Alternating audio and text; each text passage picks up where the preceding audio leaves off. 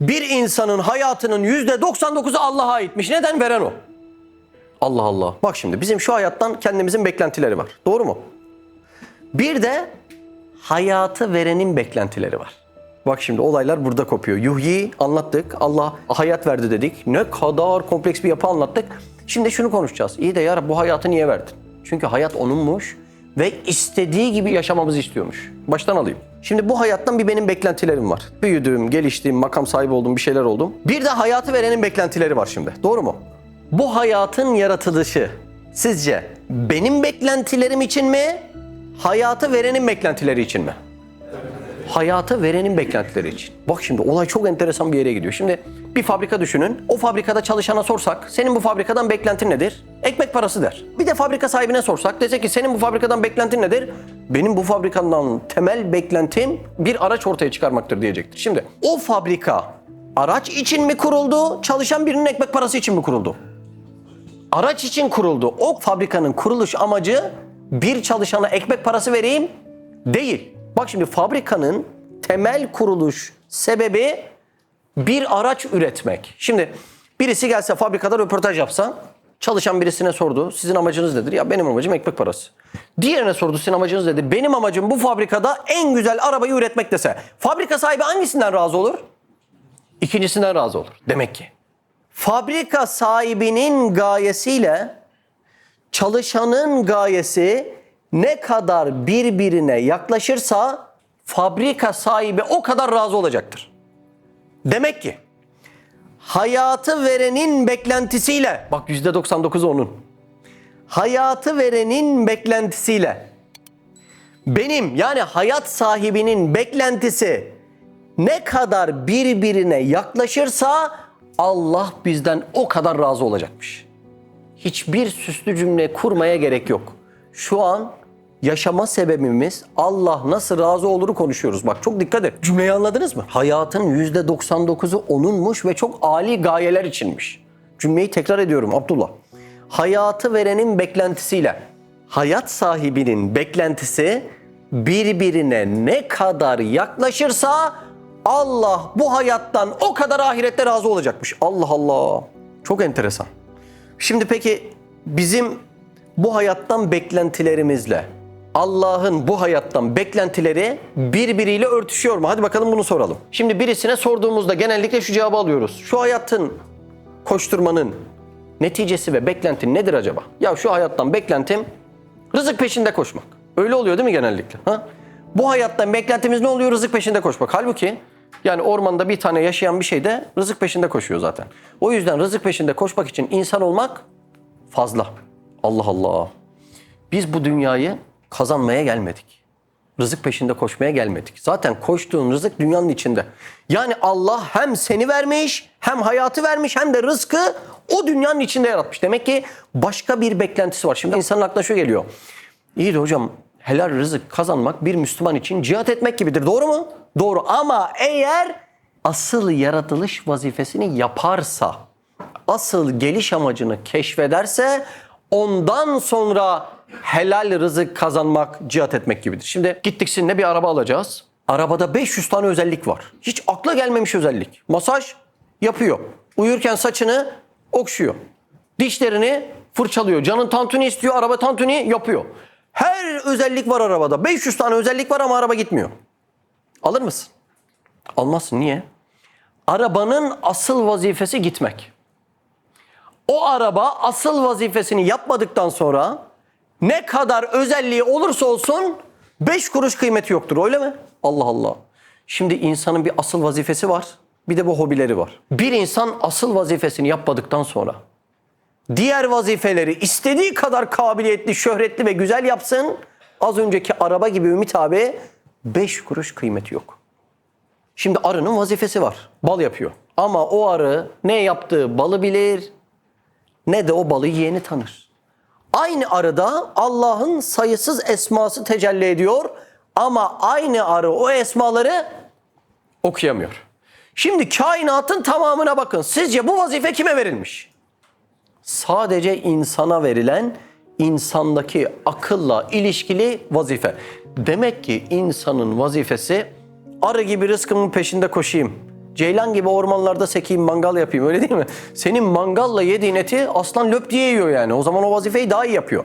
İnsan asıl vazifesi olan kainatta Allah'ın esmalarını okumak. Az önce onu yaptık. Hücrede bile Allah'ın isimlerini okuduk. Ve onları okuduktan sonra, Allah'ı tanıdıktan sonra, Allah'ın bu hayattan beklentilerini anladıktan sonra ben bir sahabe gibi yaşayıp Allah'ı nasıl razı ederim demedikten sonra o insan istediği vazifeyi istediği kadar kaliteli yapsın, 5 kuruş kıymeti yok.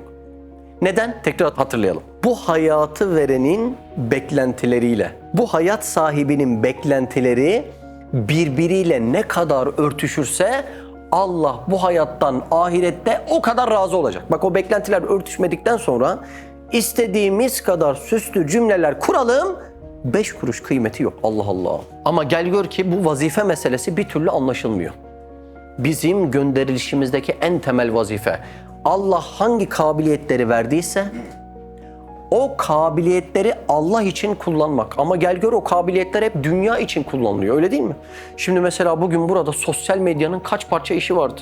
SEO çalışması vardı, editi vardı, çimlerle ilgili bahçede iş vardı, elektrikle ilgili problem çıktı. Kaç parça işimiz birikti, bir türlü altından kalkamadık. İnşaat işleri vardı, kırdık işleri vardı, gelenlerle ilgilenme işleri vardı. O ilgilenmek için insanın kendisini geliştirme işleri vardı.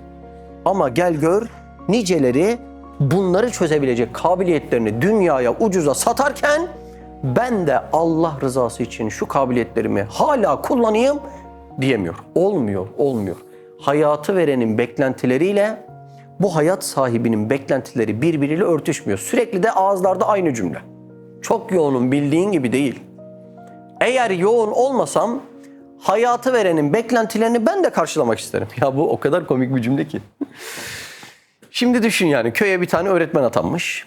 Ne için atanıyor? Öğretmenlik vazifesi için. Devlet onu atıyor. O atanmayı bizim de dünyaya yaratılışımız, atanışımız gibi düşün Mehmet. Köye bir tane öğretmen atanmış. Köylü öğretmeni sevmiş. Tavuk ikram etmiş, inek ikram etmiş, davar ikram etmiş. Onlarla uğraşmaktan bu öğretmen artık okula gidemez hale gelmiş. Allah Allah. Asıl vazifesi köşede kaldı. Şimdi müdür gelince ne der? Siz müdür olsanız ne dersiniz? Hocam sen çiftçi misin? Ha? Sen çoban mısın? Senin asıl vazifen nedir? Şimdi o adam bunlardan dolayı vazifesini yapamazsa ve şu cümleleri söylese. Ya müdür bey bak, bildiğin gibi değil ya. Çok yoğunum. Benim boş vaktim yok. Yani yoksa ben gelmek istemez miyim? Ben de okulda eğitim vermek istemez miyim? Herhalde müdür bu öğretmene kafayı yemiş gözüyle bakacaktır. Senin atanma sebebin öğretmenlik. Yani yaratılış sebebin öğretmenlik. Dünyada yaratılış sebebin. Senin atanma sebebin öğretmenlik. Senin bu köye gelme sebebin öğretmenlik. Senin asıl vazifen öğretmenlik. Sen bu yan vazifeleri yapmadığından dolayı ceza almazsın. Ama asıl vazifeni yapmazsan hakkında soruşturma açılır ve ceza alırsın. Hayatı veren böyle istiyormuş bak. Allah Allah. Aynı durumdayız ha. Hobilerimizden, kendi hayatımızın %1'lik dilimindeki beklentilerimizden hayatı verenin asıl bizden beklediklerine vaktimiz yok diyoruz. Çok acı bir durum ha. Dünyadaki işler eşantiyon. Yani bizim asıl yaratılışımızın sebebi, asıl vazifedarlığımızın sebebi Allah'ı tanıyıp hangi şartlar önümüze gelirse gelsin bir sahabe misali o yıldıza tutunup hizmet edebilmek. Allah için Allah'ın o esmalarını okuyup bir sahabe gibi hizmet edebilmek.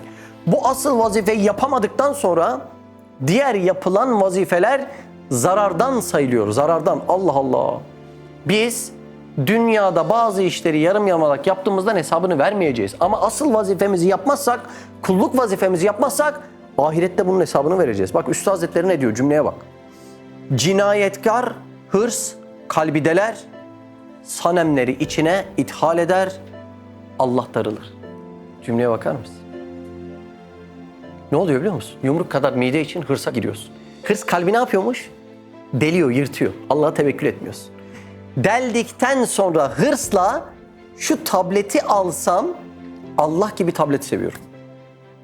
Deldikten sonra hırsla o makam koltuğunu, o başarıyı, o parayı sevsem kalbin içine girdiğinden dolayı onu Allah gibi seviyorum işte.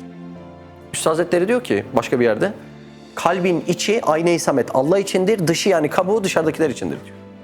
Hırs ile tutunca, etraftan korkunca, Bunlar beni aç bırakır, kötü bir şey yapar diye korkunca, yalnızlaşırım diye korkunca hırs ile kalp yırtılıyor. Şu bardağı tutsan içine girince içerideki sevme potansiyeli ona öyle bir yapışıyor ki bardağı bile haşa Allah gibi sevmiş oluyorsun. Yani asıl vazifeni yapmadığında öyle temiz de kalamıyoruz. Başına açılmayan iş kalmıyor. Kabrin öbür tarafında geçmeyen işler için şu ömrü bozuk para gibi harcayıp duruyoruz. İnşallah bunu yaşlanınca, hatta inşallah ölünce anlamayız da şimdiki yaşlarımızda anlarız. Yani öldüğümüz anda şu dünyanın, tatillerin, işlerin, güçlerin bir dakika gibi geçtiğini gördüğümüz anda öyle bir pişman olacağız ki. Şu ömrü vererek aldığımız ne varsa sekeratta tamamını kullansak geri bir dakikasını satın alamayacağız. Ömrü vererek aldığın ne var? Düşün, aklına getir. Her birisinin tamamını kullansan sekeratta dünyanın bir dakikasını geri alamayacaksın. O yüzden şu dersleri iyi anlayalım. Hayatı veren hem de ne düzeyde verdiğini konuştuk. Öyle meccanen vermiyor. Karşılığında ne istiyor? %99 benim olan hayata kulluk edeceksin. Biz kulluk deyince kim gelecek aklımıza? Sahabe efendilerimiz gelecek. Biz kulluğu onlardan öğreneceğiz. Yeryüzünde Allah onlardan razı, onlar Allah'tan razı diye ayet ifade ediyor bunu. Hiçbir nesile söylenmemiştir. O zaman Allah'ı razı etmek istiyorsan yürüyeceğin ayak izleri o güzide nezdin ayak izleri olacaktır.